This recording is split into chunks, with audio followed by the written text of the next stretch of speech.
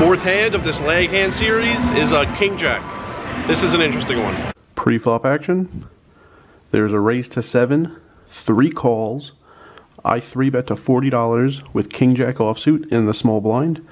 Only the original raiser calls, everyone else folds, so I am heads up going to the flop, out of position. So the purpose of the raise pre is really to end the hand pre-flop.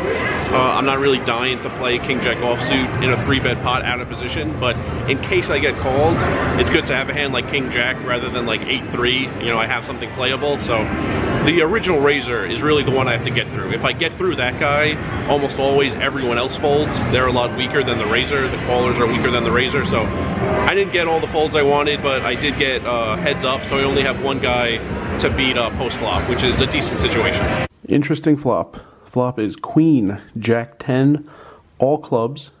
I'm first to go. I c-bet $50 and I get called. I didn't love this flop, but I could get called by worse. Pocket pairs, mid-pocket pairs with a club could call. 10x, like ace 10. Hands that have a 10 and a straight draw are worse than my jack and the straight draw. Also, I have an open ender if he has a gutter. So there are reasons to bet. I could get called by worse. I can't really get better to fold, but I could get called by worse. So I put in the bet, got called. To the turn.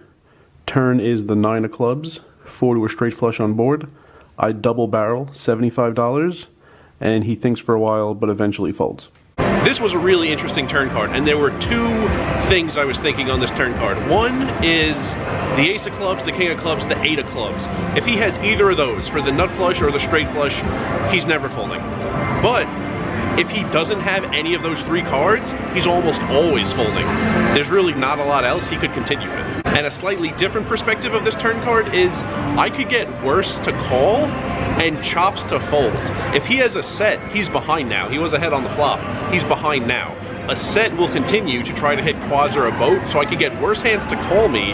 And if he has a king with no club in his hand, that's probably folding. So I could get him off a chop, and instead of winning half the pot, win the full pot. And I could get worse hands to continue, give him the wrong price to try to boat up with any pocket pair that flopped or turned a set. So he thought for a while on this one also, just like previous hands. I wasn't getting a lot of snap folds when I was playing like this. It's a little tough on your brain and on your heart at times, but he did give it up. So my guess would be he had a king and like didn't want to fold, but did, possibly even a set, and didn't even want to draw to it. So probably didn't have the best hand by all that much if I did have the best hand. So I liked the line and wasn't scared to bet just because there was a 4 to a straight flush on board. Yeah, I got it at the stadium in May.